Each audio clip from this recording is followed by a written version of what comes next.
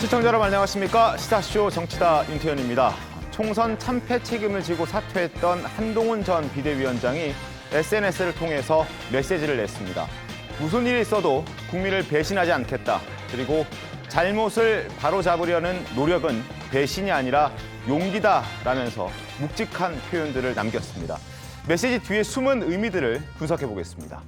그리고 윤석열 대통령이 최근 한동훈 전 비대위원장을 용산 대통령실로 초대하겠다는 뜻을 전달했었다고 합니다. 한 전 위원장은 건강상의 이유로 참석하기 어렵다면서 고사한 것으로 전해지고 있습니다. 과연 윤 대통령과 한 위원장 사이에 무슨 일이 벌어지고 있는 것인지 짚어보도록 하겠습니다. 저는 잠시 후에 돌아오겠습니다.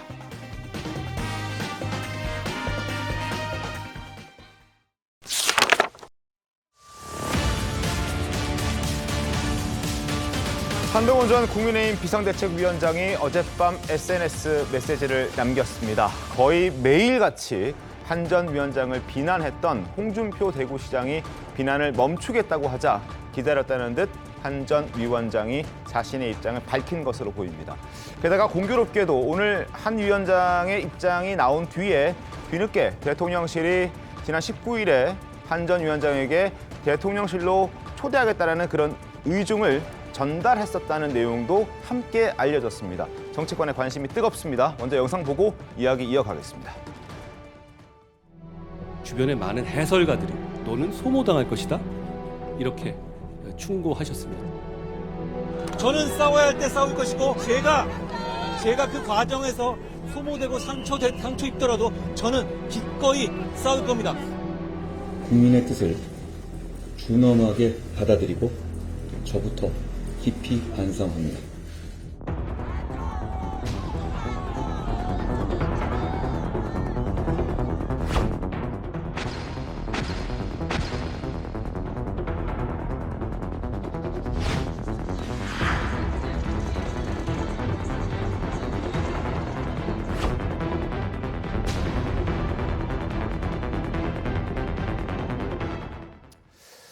자, 지금부터는 먼저 한동훈 전 비대위원장이 어제 밤 늦게 남긴 메시지를 하나하나 살펴보도록 하겠습니다. 자, 배신하지 않아야 할 대상은 여러분, 국민을 배신하지 않을 겁니다. 정치인이 배신하지 않아야 할 대상은 여러분, 바로 국민뿐입니다. 라는 메시지를 남겼습니다. 그러면서 잘못을 바로 잡으려는 노력은 이건 배신이 아니라 용기라고 해야 되는 거다라고 입장을 밝힙니다. 누가 저에 대해 그렇게 해준다면, 잘못을 바로잡으라고 지적을 해준다면 잠깐은 유쾌하지 않고 기분이 조금 좋지 않더라도 결국 나중에는 고맙게 생각할 겁니다. 라는 메시지를 남깁니다. 특정인을 겨냥한 듯한 느낌도 적지는 않습니다. 자, 김종혁 위원장님 어떻습니까? 글쎄요, 이제 한동훈 비대위원장이 정치를 할 것이다라는 얘기를 부인하는 사람은 아무도 없을 거예요. 네. 본인도 근데 밝히고 문제는, 있으니까요. 네. 문제는 시점이 언제냐. 그런데 저는 저 얘기를 들으면서 어떤 느낌이 들었냐면요. 국민을 배반하지 않겠다. 네. 그리고 잘못을 바로잡으려는 노력은 배신이 아니라 용기다. 저 얘기를 들으면서는 마치 윤석열 대통령이 과거에 네. 검찰총장 시절에 그런 얘기 했었잖아요. 사람에게 충성하지 않습니다. 이런 얘기를 했던 것과 비슷한 결기와 어떤 그런 느낌을 받았어요. 네. 그러니까 그게 누가 됐든 간에 그게 나는 결코 사람에 충성하는 게 아니라 나는 국민을 상대로 무엇인가를 하겠다. 그러니까 국민이 아니라면 다른 부분들에 대해서 나는 신경 쓰지 않겠다. 그게 홍준표 대구시장께서 대구시장이든 심지어는 그것이 윤석열 대통령이라 하더라도 네. 나는 국민만을 바라보겠다라는 명백하게 저것은 자기 스스로의 어떤 자기 고백이자 국민들에 대해서 저는 여러분만 보고 가겠습니다라는 일종의 선언 같다라는 느낌이 들었어요. 굉장히 강한 메시지인 것 같아요. 굉장히 강력한 메시지죠. 결국 배신자라는 지적을 한 건 홍준표 대구시장입니다만 차재원 교수님, 네. 홍 시장의 비판에 대한 어떤 반박 그 이상의 의미도 있을 수 있다라는 뭐 해석도 나오고 있다고요. 예, 뭐 저도 그렇게 봅니다. 지금 뭐 이거 한동훈 전 비대위원장의 메시지를 키워드로 보면요, 저는 한 세 가지를 보는데요. 첫 번째는 용기죠. 용기라는 것이 잘못을 바로잡는 것이 용기였다는 것이 그러니까 지난 선거 때의 나름대로의 자신의 활동에 대한 상당한 뭐 자기 변명, 네. 일종 항변을 뜻한 뭐 그러한 것을 이야기하고 있는 것이고요. 두 번째는 이제 키워드가 국민인데요. 나는 뭐 다른 사람은 몰라도 국민은 절대 변신하지 않고 국민의 이해와 지지를 받는 쪽으로 해서 어떤 식으로 내 길을 개척해 나가겠다는 의미를 분명히 갖고 있고요. 네. 세 번째 키워드는 시간입니다. 시간을 갖고 공부를 하겠다는 이야기거든요. 맞습니다. 그렇다고 한다면 어느 정도 시간이 지나고 나면 I'll be back. 나는 다시 전개로 돌아올 거야. 네. 라는 강력한 의지를 지금 이야기하고 있는 것이기 때문에 우리가 지금 지금 한동훈 비대위원장과의 뭐 홍준표 대구시장과의 단순한 이런 인간적인 또 정치적인 관계, 갈등 그 차원을 넘어서 네. 자신이 바라보고 있는 지향점과 목표는 훨씬 더 그 상위에 있다는 것을 거의 지금 강하게 지금 드러내고 있는 것이 아닐까라는 생각이 듭니다. 알겠습니다. 자, 그리고 한동훈 위원장 이런 얘기도 남겼습니다. 지금 저희가 굉장히 자세하게 말씀을 드릴 예정인데 한번 보시죠. 정교하고 박력 있는 리더십이 국민의 이해와 지지를 만날 때 난관을 헤쳐갈 수 있다는 신념을 가지고 있습니다. 정교해지기 위해 시간을 가지고 공부하고 성찰하겠습니다. 자, 일단 박력은 있었다. 그러나 본인은 정교함은 부족했다라는 부분을 인정하는 것 같습니다. 그리고 그 부족함을 채우기 위해서 본인은 시간을 가지고 공부를 하고 성찰하겠다라고 얘기합니다. 그러나 여기에서도 저희가 해석할 수 있는 여지는 충분합니다. 과연 정교하고 박력이 있는 리더십, 윤석열 대통령도 이 리더십이 있었느냐를 꼬집는 발언은 메시지는 아니었냐 하는 그런 해석도 해볼 수 있을 것 같거든요. 어떻습니까, 전지현 변호사님? 저는 저거를 가지고 윤석열 대통령이 과연 정교하고 박력 있는 리더십이 있었냐 그렇게까지 꼬집는 것 같지는 않고요. 지금 한동훈 위원장과 관련해서 지금 나오고 있는 계속 얘기가 책임론, 배신론, 그다음에 전당대회 출마설이잖아요. 네. 이쯤에서 본인이 직접적으로 여기에 대한 뭔가 입장 표명을 해야 된다고 생각을 했고 전당대회 출마설과 관련해 가지고 지지자들의 화환이 쏟아지고 뭔가 여기에 대해서 퀘스천 마크가 찍어지니까는 네. 좀 더 정교하고 박력 있는 리더십을 위해서 공부를 하고 오겠고 전당대 출마와 관련해서는 일단 기다려달라. 여기에서는 너무 빠른 것 같다. 이렇게 좀 결론을 내려준 것 같아요. 왜냐하면은 이번 어떤 총선 그 지원 유세와 관련해가지고는 한동훈 네. 위원장과 관련해서 최선의 노력은 다했지만 어떤 미래 비전에 대한 정책적인 메시지가 부족했다는 얘기는 계속 나오고 있었거든요. 국감장에서 야당 의원들의 질문에 대해서 논리적으로 받아치는 거, 지지층의 마음을 시원해 주기는 것까지는 몰랐는데 어떤 고도로 숙련된 정치인으로서의 그런 슬로건을 제시를 하고 미래 비전을 제시하는 메시지는 부족했다는 얘기가 계속 나오고 있었단 말이에요. 그러면은 지금의 어떤 전당대회는 당대표를 선출하는 자리인데 지금은 쇼잉을 보여주는 자리거든요. 나중에 지방선거, 대선 선거를 위한 어떤 대안을 제시하는 자리, 대통령에게 직언할 수 있는 당대표, 야당과 협의하고 그다음에 국정을 제대로 운영할 수 있는 자리인데 원외 당대표로서 이런 것들을 하기가 지금 한동훈 위원장의 지금 입지로서는 부족하다는 생각을 많은 분들이 하실 것 같아요. 그래서 여기에 대해서 좀 더 정교하면서도 방역 있는 리더십을 위해 공부하는 시간을 갖겠다. 이렇게 나름의 입장을 밝힌 거라고 생각합니다. 알겠습니다. 일단 여러 가지 궁금증들이 많이 나오는 그런 한 전 위원장의 메시지였습니다. 해석하기에 따라서는 누구를 겨냥했는지도 입장이 좀 다를 수 있는 그런 의미심장한 그리고 강력한 메시지가 아닌가 그런 생각이 드는데 그렇다면 왜 지금 이 시점에 이런 메시지를 내놨을까? 정치권에서는 조금 더 차분히 기다렸다가 메시지를 내놔야 하는 것 아니었냐? 아직 좀 더 참았어야 된다라는 지적들도 있습니다. 어떻습니까? 그러니까 정치가 정답을 알면서도 그 문제를 풀기가 어려운 거예요. 그러니까 조금 더 기다려서 메시지를 다듬어서 낼 수도 있는 거지만 한동훈 비대위원장의 성격을 보면 네. 저는 나름대로 많이 참았다고 봐요. 그러니까 한동훈 비대위원장의 SNS를 보면서 네. 저는 세 줄이 요약되더라고요. 첫 번째, 난 정계 복귀한다. 네. 두 번째, 그 시기. 세 번째, 나는 배신자 아니다. 이것을 요약을 하면 나는 정치에 복귀를 할 건데 이번 전당대회는 아니고 숨고르기 하고 나는 돌아올 거다. 그리고 나는 배신자 아니다. 그러니까 윤석열 대통령과의 어떤 갈등으로 인해서 네. 사실 한동훈 비대위원장을 배신자라고 하시는 그러니까 홍준표 시장 같은 분도 있지만 자기가 배신자는 아니다라고 명분을 이렇게 확실히 해둔 거로 저는 보여집니다. 알겠습니다. 한동훈 전 위원장 과거 배신자는 이런 사람이다라고 얘기를 한 적이 있습니다. 목소리 한번 들어보겠습니다. 혹시라도 국민의힘에서 이 나라의 운명을 좌우할 이런 중대한 총선에서 우리 당이 져도 그만이다라고 생각하는 사람이 있다면 그건 국민을 배신하는 겁니다. 역사의 죄인이 되는 겁니다. 그러니 우리 모두 한 명 한 명 최선을 다해서 사력을 다해서 뛰어야 한다고 생각합니다. 저부터 그러겠습니다. 자, 저런 입장을 밝혔던 한동훈 전 위원장이었습니다. 자, 복귀하겠다. 복귀는 할 것으로 저희는 예상은 충분히 하고 있습니다. 시점이 언제인지는 적어도 어제 새벽에 나왔던 메시지를 봤을 때는 빠르게 복귀하지는 않겠다라는 메시지는 분명히 한 것 같아요. 그렇죠?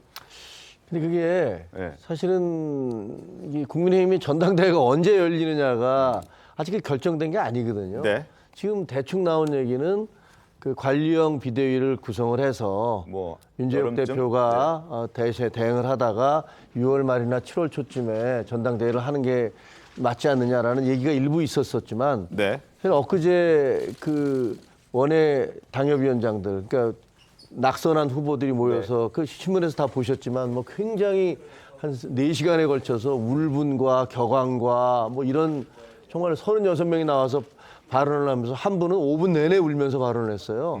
그럴 정도로 굉장히 격앙된 분위기였는데 거기서는 야, 뭐 그냥 관리형 비대위로 가자고 그래서 또 지자고 뭐 이런 굉장히 격앙된 얘기들이 나왔어요. 관리형 비대위로 간다는 거에 대한 불편함과 부정적 의식이 있었다는 그러니까 얘기죠. 지금 현재 거기서 나온 얘기들은 그거죠. 이거 그냥 영남 자민련 되지 않았느냐 우리가 수도권 민주당은 수도권 정당이 됐다. 그리고 또 전국 정당이 됐다. 근데 우리는 도대체 뭐냐? 우리는 수도권에서 거의 전멸하지 않았느냐?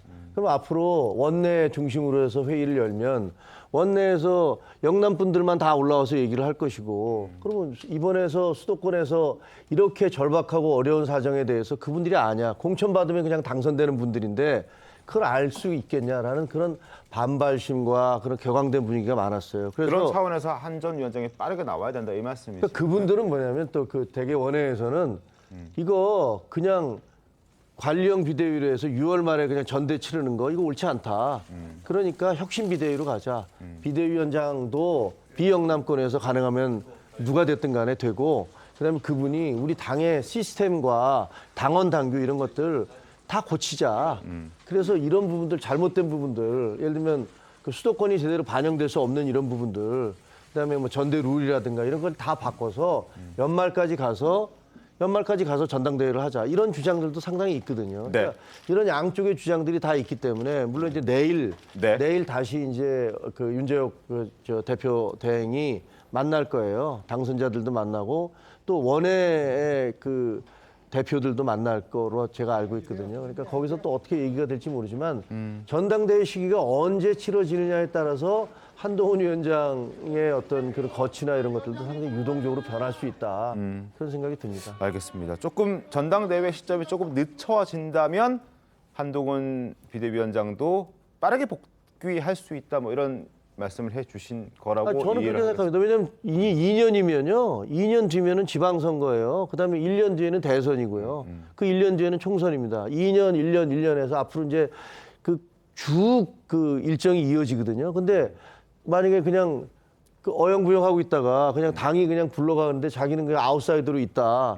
글쎄요. 그거 거기서 잊혀질 가능성도 있죠. 알겠습니다. 전재 변호사님 어떻습니까? 그런데 지금 비대위가 어떤 그 다음 지방선거 대선을 준비하나 전당대회가 빨리 꾸려지나 저 그게 무슨 차이가 있는지 잘 모르겠거든요. 일단 윤지혁 원내대표가 지금 맡아오셨으니까 비대위가 전당대회로 가기 위한 어떤 그 가교 역할을 지금 하는데 여기서 뭐 당원이라든지 일반인들 그 투표율 5대5로 할 때 뭐 3대7로 할 때 정해서 얼른 전당대회로 가가지고는 뭐 나경원 의원 당선자라든지 윤상현 당선자라든지 그런 분이 전당대회에서 당대표가 돼가지고는 하루빨리 가든가 아니면 이제까지 계속 비대위 체제가 있었거든요. 비대위를 또 한 번 이렇게 장기간 지속돼서 뭐 연말이나 내년 초에 가가지고 전당대회를 가거나 저는 그 비대위 체제를 지속되거나 아니면은 비대위 체제가 관리형으로 빨리 이걸 신속하게 절차를 처리를 해서 전당대회로 가거나 이게 어느 하루빨리 정상 체제로 가가지고는 그 혁신적인 대안을 제시하는 게 좋지 결국 누가 맡으나 이게 뻔한 상황에서 지금 우리 당에서 수도권 험지에서 살아오신 분이 별로 없거든요. 그래서 비대위로 가나 전당대회로 가나 이게 무슨 큰 차이가 있는지가 좀 이해가 안 가서 알겠습니다. 이제 당내에서 왜 윤지욱 원내대표가 지금 영남 출신이어서 그러시는 건지 모르겠는데 왜 거기에 대해서 원외 그 낙선자들이 그렇게 불만을 가지고 있는지 저로서는 좀 이해가 안 가는 측면이 있어서요. 알겠습니다.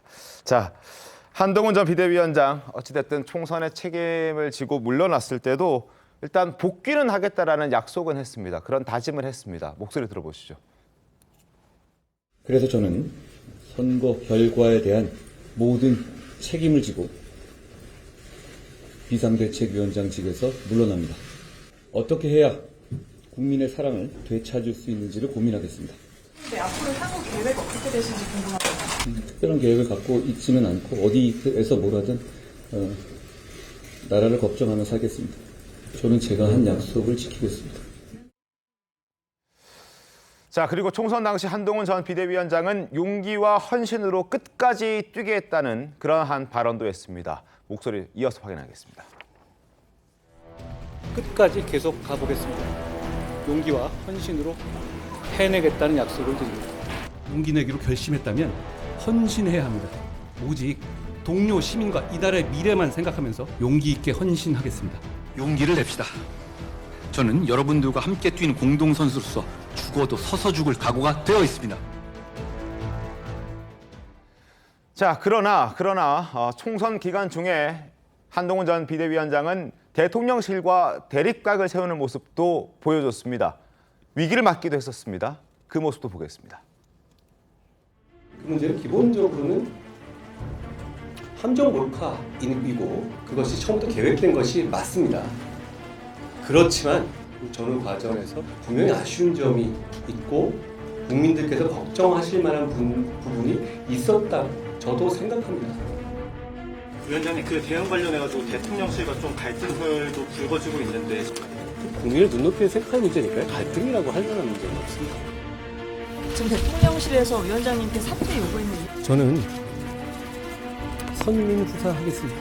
그 과정에 대해서는 제가 사퇴 요구를 거절했기 때문에 구체적인 내용에 대해서는 말씀드리지 않겠습니다. 자, 그리고 일단락이 된 듯 보였고 그리고 총선은 치렀습니다. 물론 결과는 좋지 않았습니다. 그리고 난 다음에 오늘 다시 뭔가 삐걱거리는 모습이 보이기 시작했습니다. 화면 보겠습니다. 자, 지난 19일 한동훈 비대위 전원 초청해서 오찬하겠다는 의사를 전달했다라고 대통령실 관계자가 보도했습니다. 알렸습니다. 뉴시스의 보도를 통해서. 그러나 아직 날짜가 결정된 건 아니다. 그리고 총선 내내 고생한 한 전 위원장과 비대위원들을 격려 위로하는 자리가 될 것이다 라고 얘기를 했습니다만 결과는 거절했습니다. 한동훈 전 비대위원장이 윤석열 대통령의 초대를 고사한 겁니다. 어떻게 좀 봐야 되겠습니까? 일단 뭐 패장으로서 좀 유구무원 뭐 그런 차원에서 나름대로 정치적 자숙, 그 반성 그런 뭐 나름대로의 모드에 있는 상황에서 지금 대통령하고 만나는 것 자체가 상당히 아마 지금 유권자들뿐만 그러니까 지지층뿐만 아니라 국민들에게도 상당히 좀 이 정치적으로 그러니까 도리에 맞지 않다고 나름대로 판단했을 가능성이 저는 상당히 거기 높다는 생각이 들고요. 네. 또 한편으로는 사실은 뭐 지금 한동훈 비대위원장이 앞서 우리 자료화면에 나왔습니다만 사실 그 비대위원장 취임할 때 첫 번째 킬러 문항이 용산과의 차별화, 특히 윤 대통령의 차별화였잖아요. 네. 사실 뭐 이 앞서 그 화면에 나왔습니다만 김건희 여사와 관련된 이 그 논란과 관련해서 본인이 자기 입장을 내면서 공개적으로 충돌을 했습니다만 그 직후에 이 지금 그 서천에 화재 현장을 찾았을 때 90도 폴더 인사했잖아요. 맞습니다. 그러면서 맞습니다. 나름대로 대통령과의 관계를 상당히 또 이렇게 슬기롭게 넘어가는 그런 모습을 보여줬거든요. 그럼에도 불구하고 그러면서 상당히 그때만 그 상황이 지나갔을 때 국민의힘 내부에서도 이제는 해볼 만하다는 분위기가 상당히 있었거든요. 근데 그것이 어떻게 왜 갑자기 급전직하에서 이렇게 참패의 결과로 빚었나? 그게 가장 두 번째 제가 생각했을 때 변곡점은 결국은 이종섭 전 국방부 장관의 호주 대사 임명 그리고 또 항상무 시민사회 수석의 핵칼 테러 운운 네. 이 발언이 결정적이었는데 사실 그러한 부분들은 뭐 그러니까 이 정부 측에서 잘못할 수 있죠. 그러나 문제는 당 측에서 이런 부분들을 빨리 수습을 하라고 할 때 소위 말하는 골든 타임을 놓쳤는데 그런 부분들이 아마 한동훈 당시 비대위원장 입장에서는 다 말은 못 하더라도 야 이건 안 되는데 이거 이럴 수 있느냐는 식의 상당한 아마 섭섭함이 남아 있었을 거예요. 아하. 이러한 부분들도 이번 초청을 고사하는 하나의 저는 배경으로 작용하지 않았을까 하는 생각이 들어요. 그리고 또 하나 그 지금 간과할 수 없는 것이 네. 사실 이 지금 그 대통령실에서 초청한 날짜가요. 이 지금 그러니까 말을 꺼낸 것이 4월 19일이었어요. 맞습니다. 그런데 이 윤석열 대통령이 홍준표 시장하고 단독 만찬을 한 거는요. 그보다 사흘 전인 4월 16일이었어요. 맞습니다. 4월 16일 날 그러니까 이 두 분이 단독으로 만찬을 하고 난 뒤에 그 만났다는 기사가 4월 18일 날 나왔어요. 맞습니다. 근데 그 4월 18일 날 이 만났다는 기사와 함께 홍준표 대구시장의 메시지가 뭐였느냐면 한동훈 비대위원장은 윤 대통령을 배신했다고 하면서 그렇게 강하게 치고 나왔거든요. 그러면 그것이 단순하게 홍준표 시장 혼자만의 생각이었을까? 대통령과의 교감 속에서 그런 이야기가 나온 거 아닐까라고 한동훈 비대위원장으로도 생각할 수밖에 없는 것이죠. 그러한 상황에서 그 다음 날 이 지금 용산에서 손을 내미는 그 자체가 아마 한동훈 비대위원장 입장에서는 아마 이러한 상황에서의 내가 지금 해동에 응한다는 그 자체가 상당히 아마 본인 입장에서는 앞으로 이 지금 정치인 한동훈으로서 이 나름대로 독립된 길을 가려고 생각하는 입장에서는 그 받아들이기가 쉽지 않았을 것이다는 생각도 듭니다. 알겠습니다. 자, 지금 한동훈 전 비대위원장에게 전달된 날짜는 19일 오후라고 합니다. 자, 그래픽이 준비되어 있습니까? 자, 19일 오후에 알려졌고요. 그리고 지금 한동훈 전 비대위원장에게 19일 오후에 알리면서 22일 월요일, 그러니까 내일이죠. 만약에 한동훈 전 비대위원장이 어떤 그 대통령실의 의중을 받아들였다면, 오찬 회동을 하자라는 의중을 받아들였다면 내일 대통령실에 가서 한동훈 비대위는 점심 식사를 했을 겁니다. 오찬 회동을 했을 건데 여기에 대해서 이제 지금 건강상의 이유로 참석하기 어렵다 정중히 말씀드렸다는 게 한동훈 전 비대위원장의 공식 입장입니다. 결국 왜 이렇게 됐을까? 뭐 여러 가지 이유가 있겠지만 뒤늦게 지금 어떤 당의 어떤 요구 사항을 총선 과정에서 제대로 대통령실이 받아주지 않았고, 그리고 홍준표 대구시장과의 만찬 일정에도 영향을 줬을 것이다. 뭐 이런 여러 가지 말씀을 지금 차주영 교수께서 해주셨는데 김종현 의원은 어떻습니까? 아니, 일단 대통령의 초청을 거절한 거잖아요. 네. 일단 여러 가지 이유를 들었지만 굉장히 이례적인 거죠. 그렇죠. 그건 뭐 어지간해서는 있을 수 없는 네. 일인데 이례적이고, 또 저는 보도도 좀 이상해요. 19일 날 그거를 보자라고 얘기했다는데 보도 오늘 나왔잖아요. 맞습니다. 왜 뒤늦게 알려졌을까? 왜 그것도 좀 뒤늦게 의심스러워요. 알려졌는데 예. 그다음에 그 요청에 대해서 거절했다는 게 또 바로 나온단 말이에요.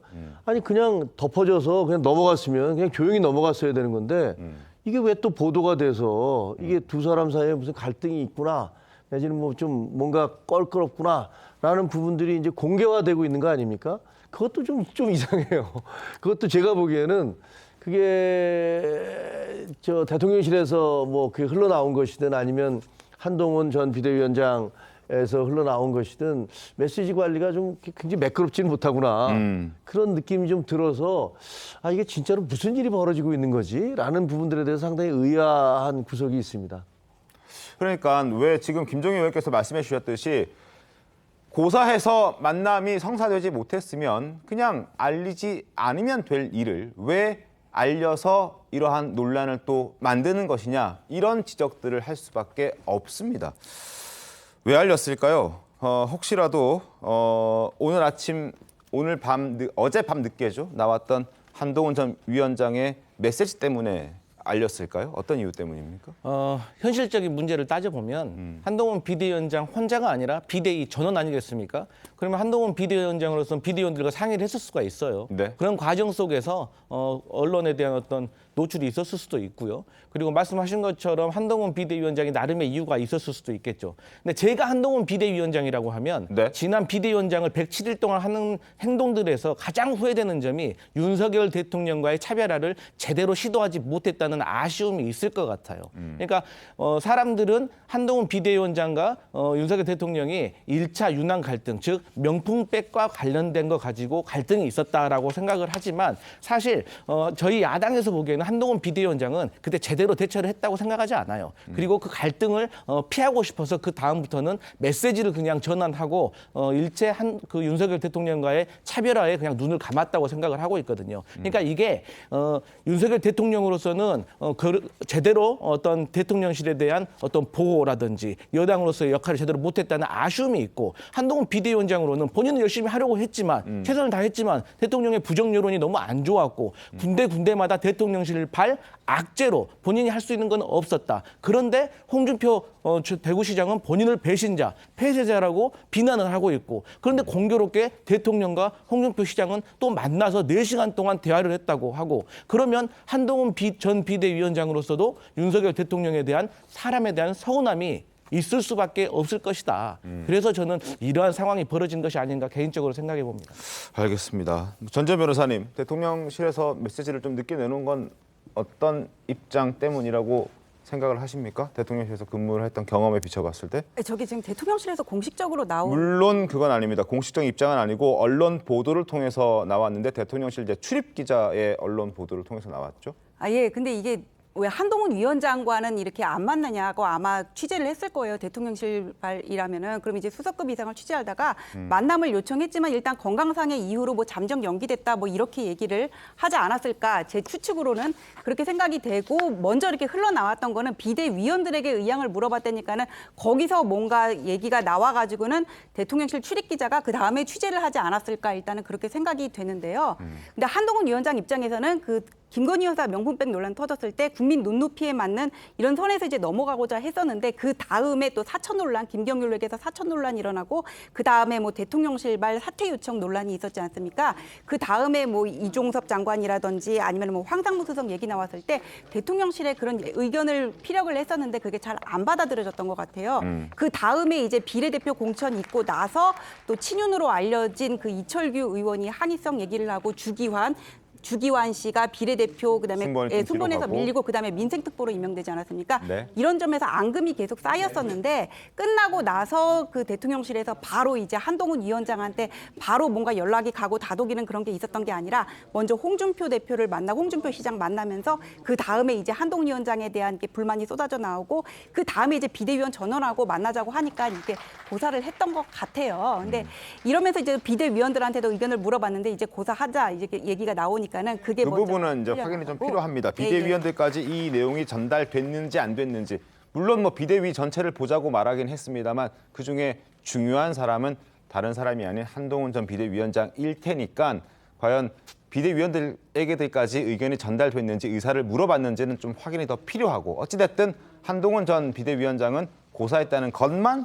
지금 전해지고 있는 그런 상황입니다. 그리고 두 분 사이의 관계가 또 수십 년 동안 쌓였으니까는 이런 앙금이 쌓였을 때 또 섭섭한 부분도 더 많이 생기지 않았을까 싶어요. 근데 다른 분들 같으면 대통령실에서 만남을 요청하면 바로 응했을 텐데 네. 그런 어떤 홍준표 시장과의 그런 관계부터 해가지고 여러 가지 섭섭한 게 쌓였으니까는 일단 건강상의 이유로 뭐 고사를 했다고는 하지만은 그래도 이게 그대로 넘어가지는 않고 결국은 만나서 또 화해를 하시는 자리가 있지 않을까 싶습니다. 결국은 만날 것이다. 이게 수십 년 동안 쌓여진 관계인데 우리가 제3자의 입장에서 저러고 틀어졌으니까 이제 적이 됐어. 뭐 그렇게 단정하기는 어렵지 않을까. 알겠습니다. 뭐 그런 의견을 가지실 수 있습니다. 네, 맞습니다. 아니 뭐 저는 그런 생각을 해요. 사실 뭐 이 홍준표 대구시장과 그러니까 이 윤석열 대통령이 만났다는 그 뉴스를 보면서 저는 좀 고개를 갸웃거렸어요.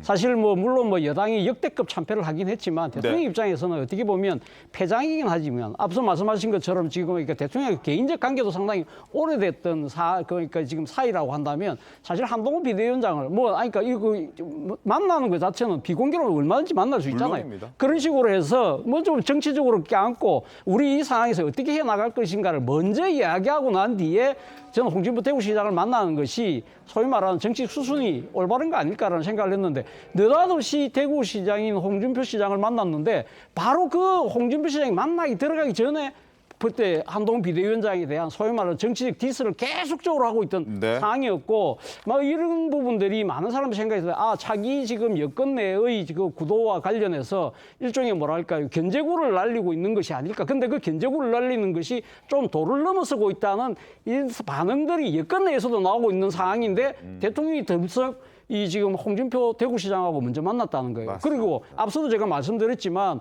그리고 그 만나고 나서 그 사실이 이틀 뒤에 공개되고 그 공개된 자리에서 홍준표 대구시장이 윤석열 대통령에 대해서 한동훈 비대위원장이 배신했다는 이야기를 하면서 폐쇄자 이야기하면서 더 강하게 질책을 했거든요. 그런 상황에서 그 다음 날 대통령실에서 단독으로 만나자는 것도 아니고 비대위원장을 했으니까 비대위원들 전체하고 만나자고 한다고 하면 한동훈 비대위원장에서 이거는 도대체 무슨 시츄에이션이지? 라고 나름대로 생각할 수밖에 없는 그 여러 상황들이 상당히 어떻게 보면 지금 그 총선 참패에 의해 지금 대통령실의 그 정무 기능, 홍보 기능 이런 부분들이 상당히 많이 지금 무너졌다고 하는데 그 하나의 단면을 보여준 또 한 사례가 아닐까 하는 생각이 듭니다. 그러니까요. 참 궁금했었습니다. 홍준표 대구시장을 만났다는 소식도 전해졌고 그리고 이재명 대표와 영수회담을 한다라는 소식까지 전해졌는데 왜 한동훈 전 비대위원장과 만났다는 얘기는 들리지 않았을까? 그 궁금증을 갖고 있던 찰나에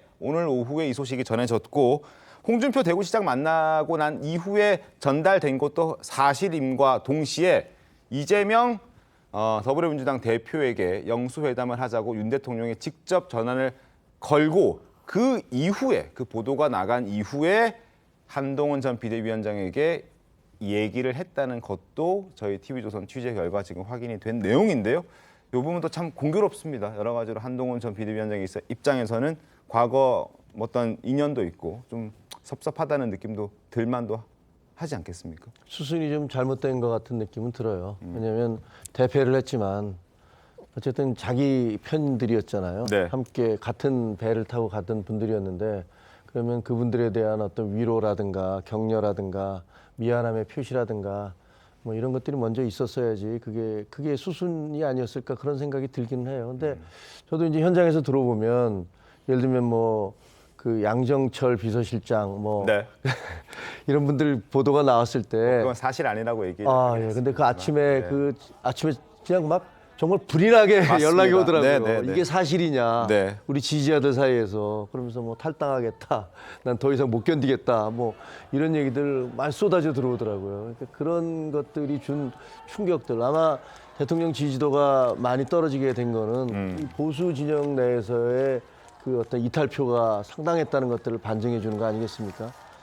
그런 면에서 보면은 좀 더 세심하고 세련되게 위기 관리라는 게 그렇잖아요. 위기 관리라는 거는 사실은 잘 나갈 때는 상관없는데 오히려 후퇴할 때 퇴각을 질서정연하게 공격은 질서정연하게 안 해도 돼요. 근데 퇴각은 질서정연하게 하지 않으면 발표 죽는 사람이 더 많거든요. 극장에서 불이야라고 했을 때 불에 타 죽는 사람 거의 없습니다. 다 그냥 발표서 죽는 사람이 더 많듯이 그 굉장히 질서정연하게 퇴각을 해야 되는데 그 퇴각 자체가 아마 이렇게까지 크게 질지 몰랐다는 생각 때문에 그러지 않았을까 싶긴 하지만 아쉬운 점이 많네요. 알겠습니다. 아쉬운 점이 많다는 지적들이 많습니다.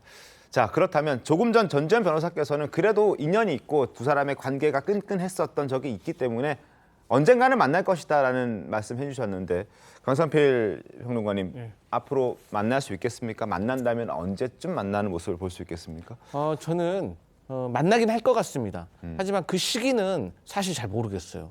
한데 저는 이런 생각은 해봤어요. 내가 한동훈 비대위원장이라면 어떨까? 근데 한동훈 비대위원장이 태어나서 이렇게 억울하게 비난을 많이 받아본 적도 처음일 겁니다. 그러니까 본인으로서는 법률가 출신이기 때문에 더 받아들이기가 힘들었을 거예요. 네. 예. 아니 본인은 법무장관 잘하고 있는데 본인이 필요하다고 해가지고 본인을 착출해가지고 본인은 최선을 다했는데 본인도 잘못한 거 있긴 하지만 내가 이렇게까지 혼날 일을 했나? 그리고 또 홍준표 대구시장이 근데 얼마나 화가 나겠어요. 홍준표 대구시장이 뭐라고 하는 것도 화가 나는데 다음날 들어보니까 홍준표 대구시장하고 대통령하고 만났다고 하니까 이 얼마나 화가 나겠습니까? 그래서 그럼에도 불구하고 저는 한동훈 비대위원장이 조금 건강이 안 좋더라도 대통령의 만남에 응했으면 어땠을까 하는 아쉬움이 있네요. 알겠습니다. 자, 한동훈 전 비대위원장, 윤석열 대통령 사이에 뭔가 삐걱거리는 메시지가 전달되고 있는 요즘입니다. 한번 어떻게 될지 한번 지켜보도록 하고 윤 대통령의 멘토라고 알려져 있던 심평 변호사도 한동훈 전 비대위원장의 비판의 목소리를 냈는데요. 목소리 한번 들어보겠습니다.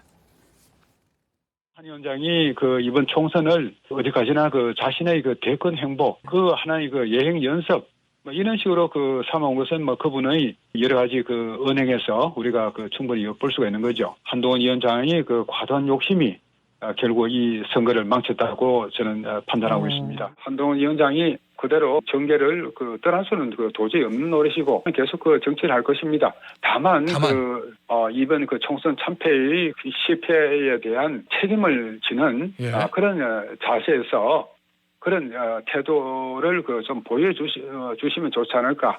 그래서 이번 당권 경쟁은 물러나는 것이 바람직하지 않을까. 자, 심평 변호사 이런저런 얘기들을 했습니다. 저 평가는 어떻게 좀 보십니까? 저는 한동훈 비대위원장의 이번 총선 지위가 결과적으로 지금 역대급 여당의 참패로 나타났기 때문에 거기에 대해서 본인도 입이 10개라도 말할 수 없는 상황이긴 합니다만 제 생각에는 초반에 본인이 비대위원장으로 취임했을 때의 나름대로 방향성은 저는 잘 잡았다는 생각이 들어요. 소위 말하는 아까 제가 킬러 문항 이야기했습니다만 첫 번째 킬러 문항이 지금 윤석열 대통령의 차별화, 두 번째 킬러 문항이 김건희 여사와 둘러싼 여러 가지 문제들에 대한 나름대로 입장 정리, 세 번째가 비윤 포용이었잖아요. 그렇다고 한다면 첫 번째, 두 번째는 나름대로 단추를 잘 깼거든요. 물론 마지막에 이 비윤계를 포용하는 부분은 상당히 좀 아쉬운 측면이 분명히 있었지만 나름대로 방향성은 잘 잡았다는 생각이 들었어요. 그런데도 불구하고 지금 물론 중간에 앞서 제가 잠깐 이야기했던 대로 지금 이종섭 대사의 문제라든지 황상무 지금 수석의 그런 발언들도 문제였지만 결국은 저는 한동훈 비대위원장의 전략적 미스였다는 생각이 들어요. 지금 가장 큰 문제는 사실은 한동훈 비대위원장이 구도를 소위 말하는 그러니까 이제 한동훈 대 이재명 대표와의 그러니까 지금 대결 구도를 만들기 위해서 우동권 심판이라든지 이재명 또 조국 심판의 그런 프레임 자체를 만드는 건 좋아요. 만드는 건 좋은데 문제는 그 프레임을 만들고 난 뒤에 거기에 대한 소위 말해서 일종의 네거티브 공격은 딴 사람에게 맡겨놓고 본인은 여당 대표로서의 앞으로 총선 이후에 집권 세력으로서 어떤 일을 하고 어떤 방향으로 나라를 이끌어 가겠다는 나름대로 포지티브한 이 여러 가지 그러니까 정책, 비전, 가치 이런 부분들을 보여줬어야 되는데 그렇지 못했다. 그런 순간에 그러니까 본인 스스로가 너무 지금 심판론 프레임에 갇히다 보니까 본인이 이 비대위원장 됐을 때 뭐라고 했습니까? 300인의 여의도 합법이 아니라 5천만 원의 문법으로 이야기하겠다고 했는데 어느 순간 그게 거꾸로 되어가지고 사실 300인의 합법으로 이야기했잖아요. 땡 같이 한다든지 쓰레기 같다든지 그런 식으로 가면서 이 유세 과정에서 본인이 흥분을 해가지고 계속적으로 그런 식으로 감정적으로 나간 부분들이 저는 결국은 일종의 집권 세력에 대해서 나름대로 중도층들이 기대했던 그러한 심리 자체를 스스로 입안하게 만드는 결과를 자초한 것이 아닐까라는 생각이 들어요. 그런 측면에서 본다고 한다면 본인이 지금 시간을 갖고 공부를 해서 승차하겠다는 부분은 그래서 저는 한동훈 표 정치가 도대체 뭐냐, 한동훈의 국정 철학이 뭐냐, 이런 가치가 뭐냐 이런 부분들을 채우는 시간이 된다고 한다면 저는 나름대로 다시 또 복귀의 가능성도 열리지 않을까 하는 생각이 들긴 듭니다. 알겠습니다. 자, 심평 변호사가 이렇게 한동훈 전 비대위원장을 향한 비판의 목소리를 냈다면 국민의힘 김영우 전 의원은 반대의 목소리를 냈습니다. 들어보겠습니다. 아마 배신이라는 용어가 나왔기 때문에 거기에 대한 입장을 좀 밝힌 것 같은데요. 홍준표 대구시장의 지속적인 비난과 비판에 대한 대응적 성격도 있지 않았나. 홍준표 대구시장님의 입은 누가 막을 수가 있습니까? 항상 좋지 않은 결과가 나오면 본인이 나서서 누군가를 비난하면서 당내 상황을 좀 어렵게 만드는 부분이 있는 것 같습니다. 왜 대통령하고 한동훈 전 비대위원장하고 갈라치기 하는 이런 아주 안 좋은 흐름이 생기는지 모르겠습니다. 근데 어떻게 그 한동훈 전 비대위원장한테 돌을 던지고 있죠? 우리 이러지 맙시다. 선거 끝나고 나서 우리 다 후보였던 사람들은 사실 한동훈 비대위원장한테 빚이 있잖아요. 자, 한동훈 전 비대위원장을 좀 두둔하고 이런 목소리를 내는 목소리도 있습니다. 어찌됐든 한동훈 전 비대위원장이 과연 앞으로 어떤 모습을 보여줄지 일단은 조금 휴식기를 가질 것으로 예상이 되는 그런 상황인데요. 과연 어떤 입장을 또 내고 중간중간 어떤 메시지를 낼지 저희가 좀 지켜봐야 되겠고 앞으로 윤석열 대통령과의 관계에서도 어떤 좀 변화가 있을지 한번 살펴보도록 하겠습니다. 저희가 다음 주제로 일단 넘어가도록 하겠습니다.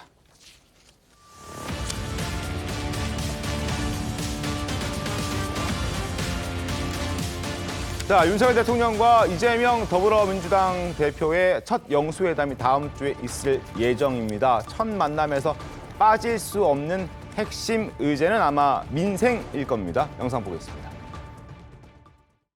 국정의 최우선은 첫째도 민생, 둘째도 민생, 셋째도 민생입니다. 이번 총선을 통해 나타난 민심을 우리 모두 겸허하게 받아들여야 합니다. 더 낮은 자세와 유연한 태도로 보다 많이 소통하고 저부터 민심을 경청하겠습니다. 민생 경제 회복, 위대한 대한민국을 되찾기 위한 실질적인 노력을 해라. 맞는 말입니다. 전 국민 25만 원 재난지원금 문제. 조금 전에 아마 발표 지금 했을 텐데 통화를 했고 한번 보자고 만나자고. 한번 보기는 봐야 되겠죠. 그때 뭐 얘기들 좀 나누면 될 것 같고. 자, 영수회담이 이제 곧 열릴 예정인데요. 사실 영수회담 이전에 총리는 그렇다 손 치더라도 적어도 비서실장 정도는 영수회담 전에 발표가 돼도 되지 않을까 뭐 이런 의견들을 갖고 있는 분도 계신데 왜 이렇게 자꾸 미뤄지는 걸까요? 글쎄요, 뭐 그 자세한 속내가 제가 알 수 없습니다만 네. 뭐 우왕좌왕하고 있는 건 분명한 것 같아요. 그동안에 얘기가 나왔던 게 처음에 이제 원희룡 그 비서실장 뭐부터 시작된 거 아니에요. 네. 그리고 하도 많은 사람들이 그동안에 이름이 나와갖고 도대체 네. 누구를 거론했는지조차 지금은 이제 헷갈릴 정도가 돼버렸는데 급기야는 이제 뭐 박영선 총리 그다음에 무슨 그 양정철 비서실장까지 네. 나와서 아까 뭐 제가 말씀드리긴 했습니다만 지금은 이제 원희룡, 정진석, 이정현, 최경화 뭐 이쪽으로 조금 구도가 좀 모아진 것 같긴 합니다. 그것도 뭐 저는 사실 물론 잘 정확하진 모르겠어요. 않습니다. 왜냐면 예. 하도 뭐 왔다 갔다 하기 때문에 저게 저런 식의 그런 어떤 뭐랄까 이게 흘리는 것도 아닐 것인데 아니면 뭐 실질적으로 사람이 그렇게 없나 인재풀이 그렇게 없는 건가 아니면은 다들 들어오기를 좀 꺼려하는 건가라는 그런 식의 그 추측과 그런 식의 어떤 논란이 되는 것 자체가 사실은 통치권에는 상당한 그 타격이 되는 게 맞거든요. 그래서 차라리 저런 얘기가 안 나오면서 나중에 전격적으로 누구를 이렇게 임명을 해서 되면 좋겠는데 네. 계속 사람들의 이름이 나왔다 사라졌다 하니까 저분들도 다 상처를 받는 거잖아요. 사실은. 그래서 별로 이렇게 좋은 인사 방식은 아닌 것 같다라는 느낌이 들어요. 그래서 좀 걱정이 돼요. 우리 여당의 입장에서는 네.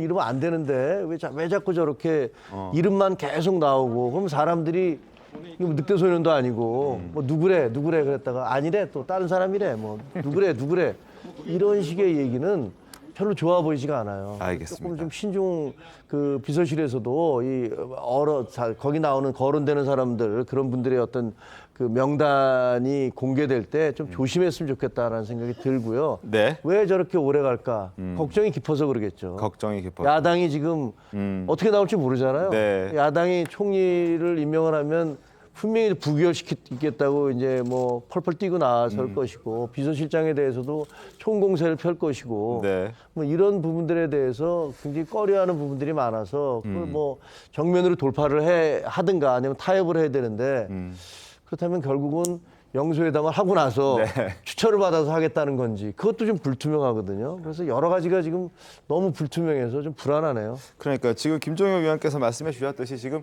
혹시 영수회담을 거치고 난 다음에 민주당과 어떤 얘기가 오고 간 다음에 임명을 하려는 것 아니냐. 혹시라도 민주당이 불편한 인물이 또 비서실장에 인선이 된다면 그 또한 영수회담에서 좀 제대로 얘기가 진행되지 않을 수 있기 때문에 그걸 걱정하는 것 아니냐 하는 그런 뭐 지적들도 있는 게 사실입니다. 민주당에게 물어보지 않을 수가 없는데 어떻습니까? 민주당에서는 과연 어떤 입장입니까 지금? 저는 개인적으로 비서실장은 대통령 지근거리에서 일을 같이 해야 되기 때문에 그럼 또 윤 인사- 대통령의 네. 측근으로 임명하는 거에 대해서 불만은 없다는 얘기인가요? 불만이 있고 없고를 떠나서 대통령의 인사권은 기본적으로 존중을 해줘야 됩니다. 다만 야당으로서 바라는 거는 최소한으로 원희룡 전 장관 정도는 사실 그 양평 고속도로라든지 그리고 총선에서 이재명 대표와 경쟁을 하면서 네거티브를 많이 하셨기 때문에 네. 아니, 정치도 이게 사람이 감정으로 하는 동물인데 이게 어떻게 이 가교 역할을 잘 할 수가 있겠습니까? 좀 그래 껄끄러우신 분은 조금 놔두고 다른 분으로 하시면 좋겠다. 하지만 비서실장은 좀 인사권을 조금 존중하는 게 저는 맞다라고 보고요. 네. 다만 이 총리와 관련해 가지고는 야당의 동의를 받아야 되기 때문에 조금 협치를 하는 것이 맞지 않겠느냐라고 생각을 하고 저는 사실 이재명 대표에게 윤석열 대통령께서 만나자고 전화를 하셨을 때 네. 저는 그 다음 날쯤에는 비서실장을 발표를 하실 줄 알았어요. 왜냐하면 민주당으로서 어쨌든 대통령께서 결단을 하셔서 만나자고 하셨기 때문에 어느 정도 비서실장 인선안에 대해서는 조금 양해를 할 수 있었을 그런 분위기가 저는 마련이 됐다고 하거든요. 네. 어차피 총리는 민주당과 이제 협의를 하면 되니까. 그래서 이런 면에서 조금 늦어지는 거에 따라서 걱정되는 점은 최근에 인선과 관련해서 뭐 비선 의혹이 있는 것이 아니냐 이런 말들이 나오는 것은 비서실장이 지금 제대로 서 있지 않기 때문에 기강이 조금 흐트러진 것이 아닌가. 그래서 저는 비서실장 정도는 빨리 인선하는 것이 국민의힘과 여당을 위해 대통령을 위해서 좋다고 생각하고 있습니다. 알겠습니다. 자, 영수회담 얘기 좀 이어가겠습니다. 앞서 윤석열 대통령과 이재명 대표의 목소리 들으셨듯이 어찌됐든 이번에 반드시 두 사람이 대화를 해야 하는 그런 의제는 바로 민생입니다. 자, 민생 중에서 지금 눈에 띄는 게 있죠. 전 국민 25만 원씩 이 민생 회복 지원금을 민주당 쪽에서 얘기를 하고 있는데 대통령실이 수용할까요? 어떻습니까? 근데 이게 먼저 법을 들여다봐야 되는데요. 지금 25만 원 민생회복 지원금을 위해서 추경 편성하자는 거잖아요. 야당 네. 얘기는. 근데 국가재정법에 보면은 추경 편성 요건으로 전쟁이나 대규모 피해, 그다음에 경기 침체, 대량 실업 이렇게 열거적으로 규정이 돼 있어요.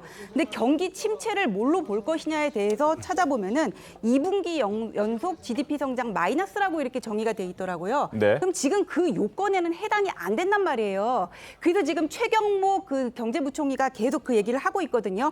지금 경기 침체 아니다, 경기 침체 아니다. 그래서 윤석열 정부에서는 23조 원을 어떤 선별적 복지, 전 국민 13만 원, 전 국민 25만 원 지금 이런 전체 지급이 아니라 선별적 복지 예산으로 복지라든지 민생 예산으로는 이미 예산안에 넣었다고 얘기를 하고 있어서 저 제안을 이재명 대표가 이미 얘기를 하셨더라고요. 근데 그대로 받아들이기는 어렵다고 하더라도 지금 민생이 어렵다는 거에 대해서는 대통령실도 공감을 하고 있는 부분이기 때문에 네. 어떤 절충점은 찾을 수 있지 않을까 싶습니다. 알겠습니다. 자, 어쨌든 이번 주 이제 뭐 곧 용산 대통령실에서 이재명 대표와 윤석열 대통령이 영수회담을 할 예정이고 실무진들은 회담의 의제와 또 구체적인 형식, 이 방식을 놓고 지금 물밑에서 굉장히 치열하게 논의를 하고 있는 것으로 알려지고 있습니다. 하여튼 상황을 좀 지켜보도록 하겠습니다. 그리고 오늘 박찬대 의원이 원내대표 출마를 선언했다는 소식이 전해졌죠. 민주당이 주도적으로 교섭단체 박찬대 원내대표가 일단 여러 가지 메시지를 내놨습니다만 그중에서도 눈에 띄는 건 이재명 대표와 앞으로 당을 잘 이끌어 가겠다라는 그런 내용이었습니다. 결국 이재명 대표의 당대표 연임설이 계속해서 불거지고 있는 그런 상황에서 과연 정말로 이재명 대표가 당대표를 한 번 더 하는 것인지 그게 좀 궁금해지는 그런 대목이었거든요. 먼저 강성필 평론가께 여쭤보겠습니다. 실제 그런 분위기가 다수를 이루고 있습니까? 그러니까 이재명 대표는 본인의 입으로는 연임을 하겠다라고 말은 하지 않았지만 당내에서 분위기는 완전히 뭐 기정사실화되는 분위기로 가고 있습니다. 그 이유에 대해서는 사실 뭐 우리가 많이 알고 있지만 강한 야당으로서 좀 대오를 잘 맞춰가지고 어떻게 대오 투쟁을 하는 데 있어서 일사불란하게 해야 되는 것이 아니냐, 그러기 위해서는 강력한 리더십이 있어야 되는 것이 아니냐라는 이제 어떤 당내 안팎의 분위기가 있는 거죠. 근데 이제 저는 개인적으로 그 이재명 대표가 연임을 하게 되면 사실 그 3번 리스크와 지방선거에서 혹여라도 좀 패배를 하게 되면 본인의 대선 가도에도 조금 악 영향을 미칠 수가 있기 때문에 좀 신중해야 될 필요는 있다라고 하지만 어쨌든 당내 분위기는 분명히 이재명 대표가 연임을 하는 것으로 가는 분위기입니다. 알겠습니다. 자, 박찬대 의원의 목소리 한번 들어보도록 하겠습니다.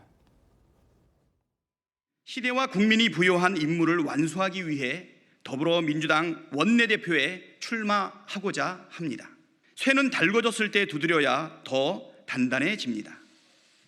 이재명 대표와 박찬대 원내대표의 강력한 투톱 체제로 국민이 부여한 임무를 완수하는 개혁국회, 민생국회를 만들겠습니다.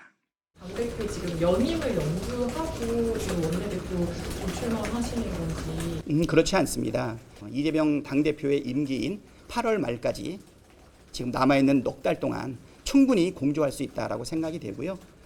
이재명 당대표와 관련된 연임 얘기는 지금 많이 이야기는 나오고 있는데 이 부분에 대한 적극적인 검토라든가 내용은 지금 현재 없는 상황입니다. 자, 뭐 저렇게 얘기를 하고 있긴 한데요. 그러나 그럼에도 불구하고 어쨌든 계속해서 불거지는 내용이어서 저희가 좀 짚어봐 드리도록 하겠습니다. 어떻게 좀 보십니까? 그 뭐 정해져 있는 거 아닌가요? 아마 역대급으로 사상 이회창 총재를 뛰어넘는 사상 최강의 제왕적 총재가 제왕적 대표가 되실 겁니다. 이재명 대표가 아마 야당 역사상 DJ나 YS를 뛰어넘는 제왕적 대표가 되실 것이고 거기에 대한 후과도 분명히 있을 거라고 생각을 합니다. 절대 권력 절대 부패하게 마련이거든요. 저희가 역대로 계속 봐왔습니다. 이회창 대표 같은 경우도 얼마나 그 이전에는 거의 뭐 대통령 빼놓고 다 하셨다는 얘기를 들었을 정도로 그 당내에서 막강한 권한을 행사했지만 국민들은 선택하지 않으셨거든요. 그거는 뭐 이재명 대표뿐만이 아니라 권력을 잡은 모든 분들에게 해드리고 싶은 얘기, 저를 포함해서 권력을 추구하거나 권력을 잡았거나 그 언저리에 있는 분들 모두가 명심해야 될 얘기지만 절대 권력 절대 부패하고요. 국민들 그런 거 좋아하지 않습니다. 그래서 지금처럼 저렇게 가는 게 저는 민주당이 좋은지 잘 모르겠어요. 알겠습니다. 자, 박찬대 의원이 원내대표 출마를 선언하면서 이런 얘기들을 했죠. 검찰 개혁하겠다. 그리고 언론 개혁에 속도 내겠다. 그리고 법사위 운영이 모두 확보하겠다. 여러 메시지가 나왔습니다만 결국 저희가 지금 이야기하고 있는 이재명 대표와 강력한 투톱이 되겠다는 그 부분이 눈에 가장 띄는 대목이 아니었나 싶은데 관련해서 이재명 대표와 박찬대 의원이 유튜브에서 한 발언이 있습니다. 들어보겠습니다. 한 거는 급한 대로, 그다음에 중요하지만 천천히 해야 될 것도 동시에 진행을 하는 투트랙으로 하는 게 맞을 것 같습니다. 원내대표 후보 정책 발표하는 것도 아니고. 근데 여기 표가 없어요. 네, 그렇지 않습니다. 이분들의 마음이 다 국회의원들한테 영향을 미칩니다. 이재명 대표한테 출마에 대한 이야기는 말씀을 당연히 드렸고요. 이재명 대표께서 뭐라고 했을까요? 출마하시라고 그랬을까요? 하지 말라 그러셨을까요? 이재명 대표께서는 아마 지켜보고 계시지 않을까 생각이 됩니다. 자, 당대표 연임사 저희가 지금 계속 얘기하고 있는데 뭐 기정사실이라고 봐야 되는 분위기가 많습니다. 근데 사실 이게 당대표를 연임하는 경우가 흔한 일은 아니지 않습니까? 그렇죠. 민주당 같은 경우에 그러니까 지금 뭐 당대표를 연임한 사례가 거의 없거든요. 그렇기 때문에 사실 그러니까 좀 이례적이라고 이야기를 할 수밖에 없습니다만 이재명 대표 입장에서는 사실 어떻게 보면 또 역대급 승리를 한 상황이잖아요. 야당의 입장에서 거의 180석에 육박하는 의석을 차지했다. 이런 부분들에 대한 나름대로 정치적 책임 이런 부분들을 생각했을 때 국회를 좀 더 이렇게 좀 일사불란하게 좀 그러니까 민생국회, 개혁국회를 끌고 가기 위해서는 나의 리더십이 필요하다고 생각할 가능성도 높고요. 또 한편으로는 이재명 대표에게 주어진 가장 큰 정치적 장애물이 소위 말하는 사법 리스크잖아요. 그렇다고 한다면 평의로 있는 거와 제1야당의 그 직함을 갖고 있는 부분은 분명히 다를 수 있거든요. 그런 것도 아마 고려를 하고 있을 것 같아요. 근데 문제는 모든 그 정치적 행위에는 빛이 있으면 그림자가 있거든요. 앞서 뭐 이게 절대 권력을 절대 불피한다는데 그까지 가지 않는다 하더라도 소위 말하는 이 과거 이해창 대표가 그러니까 이해창 총재가 한나라당 총재할 때 이 소위 그 정치적 별명이 여의도 대통령이었어요. 그러니까 이 여의도에서 이 당시 이해창 총재가 오케이 하지 않으면 단 한 걸음도 나갈 수 없는 그런 상황. 그러니까 쉽게 말하면 법을 통과하는 데 있어서도 사실 다 이해창 총재가 다 도장을 찍어줘야만 넘어가는 그런 상황이 상당히 어떻게 보면 이해창 그 당시 한나라당 총재의 여러 가지 권한이나 정치적 위상을 상당히 높게 평가하는 측면도 분명히 있지만 그것이 어느 순간에 본인에게는 독이 된 거예요. 소위 하니까 이 2002년 대선 국면에 갔을 때 당시 민주당의 노무현 후보하고 붙었을 때 본인 스스로가 기득권이 돼버린 거예요. 그래서 자신이 그러니까 해고를 걸러냈을 때도 자신이 피한 것 중에서 하나가 자신이 어느새 기득권이 돼 있더라. 그 부분이었거든요. 쉽게 말하면 이 이재명 대표 입장에서도 사실 만약에 연임을 해서 여의도 대통령이라는 그런 별칭을 갖는 순간에는 본인 스스로도 일종의 기득권이라는 프레임에 갇힐 수 있거든요. 그런 부분들을 상당히 유념할 필요가 있다는 생각이 듭니다. 알겠습니다. 당대표에 집착하는 이유는 본인의 사법 리스크 때문이다. 그럴 수 있다라는 차재원 교수의 어떤 입장이었고 전재 변호사는 어떻습니까? 이게 현직 의원이 실형을 받아도 대부분 일반인하고 다르게 법원에서 법정 구속이 잘 안 돼요. 그러니까 조국 대표 같은 경우는 그때 현직 의원은 아니었지만은 실형을 받으면서도 법정 구속이 안 됐는데 황희 의원 안 됐고 또 정진석 의원 같은 경우에도 또 안 되지 않았습니까? 그런데 당 대표의 갑옷까지 입고 있으면은 법원에서는 더 조심을 할 것 같고요.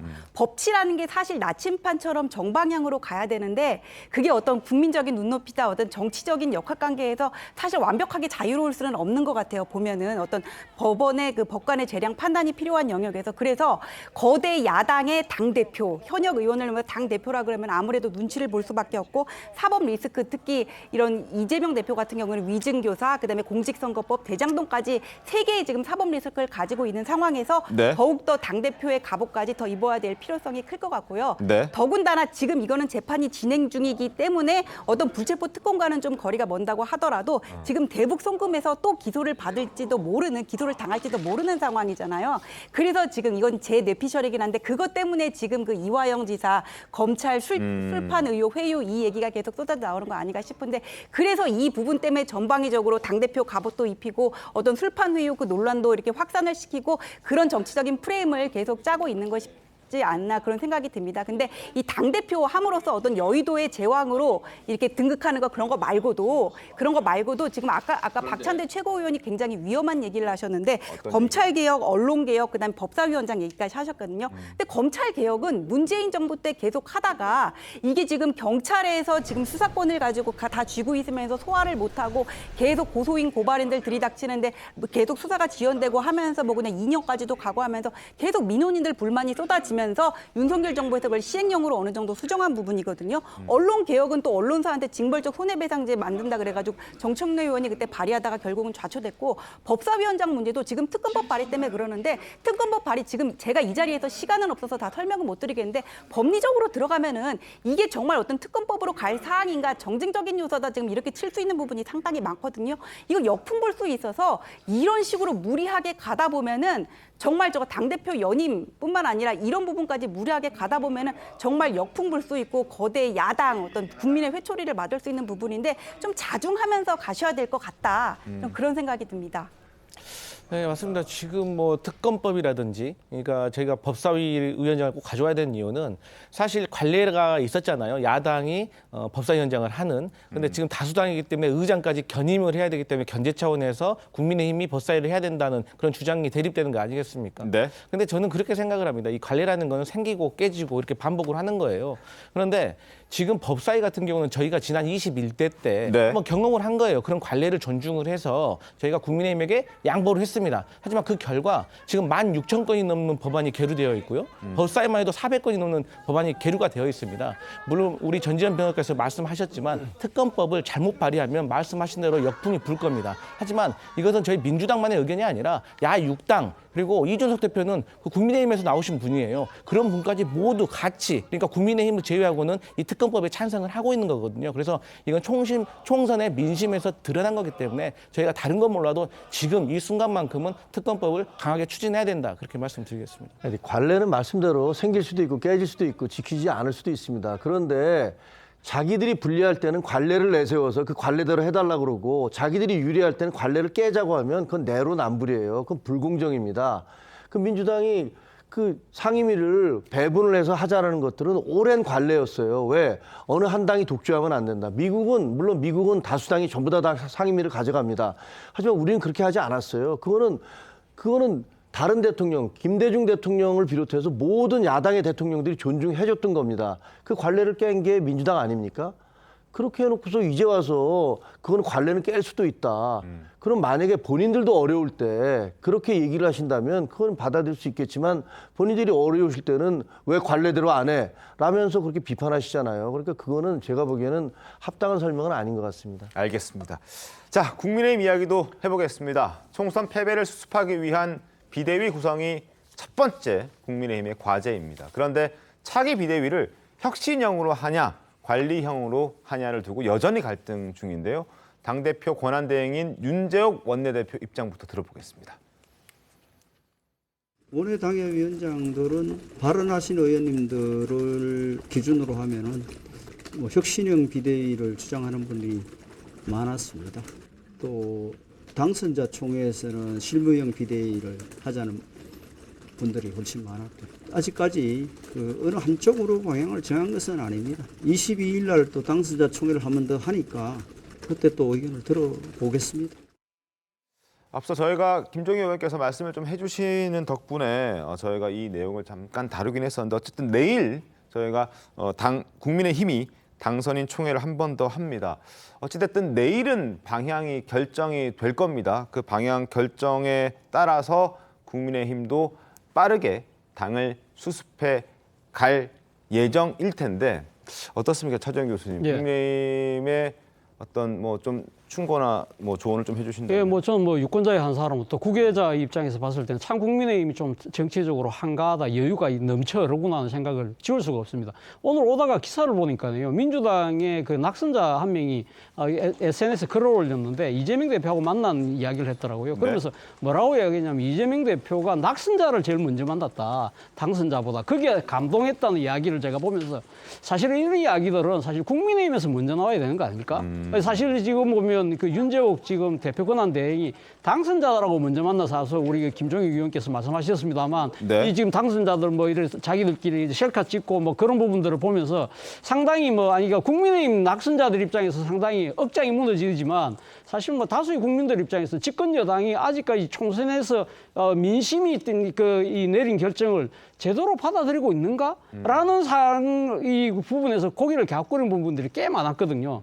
그렇다고 한다면 저는 사실 지금 현재 비대위는 구성을 할 수밖에 없잖아요. 그렇다고 한다면 그것이 그 혁신형이냐 관리형이냐 이걸 따질 이유가 있나요? 지금 묻지 말고 국민의 뜻을 받든다고 한다면 국민이 시킨 명령대로 모든 걸 진짜 소위 말하는 이건희 회장이 이야기했던 아내와 자식 빼고 다 바꿔야 되는 그런 상황 아닌가요? 그런 부분들을 지금 상당히 지금 여유롭게 이것이 관리다, 혁신이다 이런 식으로 일종의 삽바싸움도 아니고 말이죠. 이렇게 이야기하는 부분들은 상당히 지금 이 국민의힘의 입장에서 봤을 때는 정말 국민의힘이 지금 이번 총선 거치면서 사실 이 당명도 바꿔야 될 수밖에 없는 상황으로 저는 상당히 처지가 공공이 내몰리는데 뭡니까? 영남의 힘으로 바뀌어야 되는 상황이 될 수밖에 없잖아요. 그런 진짜 이 엄중한 상황을 제대로만 본다고 한다면 자연스러운 이야기를 할 수 있을까라는 생각이 듭니다. 말씀하십시오. 그 말씀에 대해서 그 비판 적절하다고 생각해요. 그리고 저희가 그런 얘기를 들어도 마땅하다라는 그런 생각도 듭니다.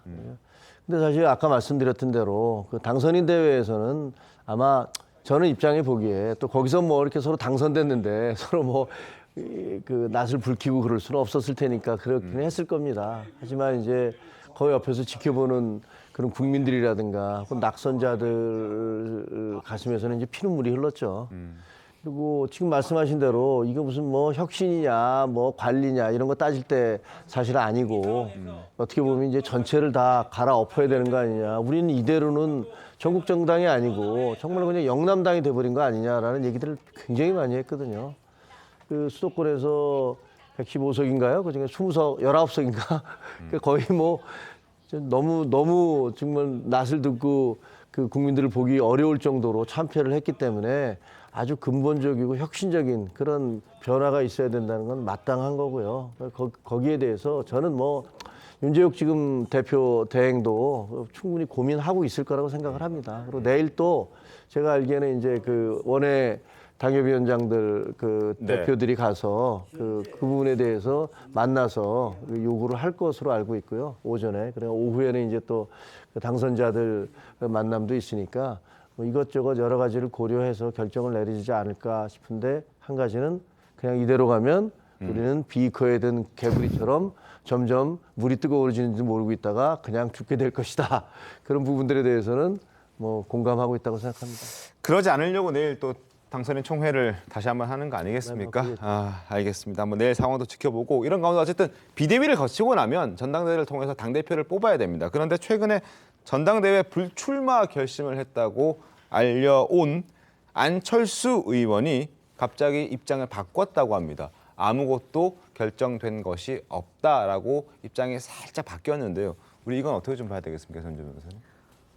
처음에 불출마 결심했다가 아무것도 결정된 적 없다는 거는 그러니까 나가도 특별히 당선 가능성이 없다고 판단을 하셨던 것 같아요. 그러다 이제 아무것도 결정된 거 없다고 하니까는 아무것도 결정이 된 거 없다고 하는 거는 이제 뭐 관리형 그다음에 혁신형 얘기가 나오면서 전당대회가 언제 있을지 모르니까는 좀 상황을 보고 판단하겠다 살짝 발을 뺀 것 같은데 지금 관리형 혁신형 얘기 나오는 거 누구 책임인 거 얘기 나오는 거는 그냥 솔직히 국민들이 보기에는 다 당권 싸움으로 보이고요. 이번 총선 패배의 책임은 누구 책임도 아니고 민생 정책 실패했고 한강벨트 중요시한다 그러면서 뭐 재개발 재건축 그다음에 뭐 메가 서울 얘기 끝까지 드립을 못했고 그다음에 박원순 시장 그다음에 뭐 이재명 경기도지사 이후에 그 민주당은 수도권 지역으로 당조직 바닥 민심 탁 다졌는데 우리는 그렇게 못했기 때문이고요.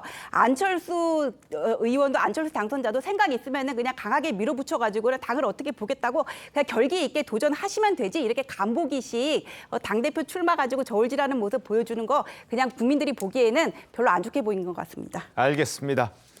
자, 국민의힘 상황까지 살펴봤습니다. 주말 시사쇼 정치다. 오늘 소식 여기까지고요. 곧바로 뉴스7이 이어집니다. 많은 시청 바라겠습니다. 저는 다음 주 토요일 오후 5시 40분에 다시 찾아오겠습니다. 고맙습니다.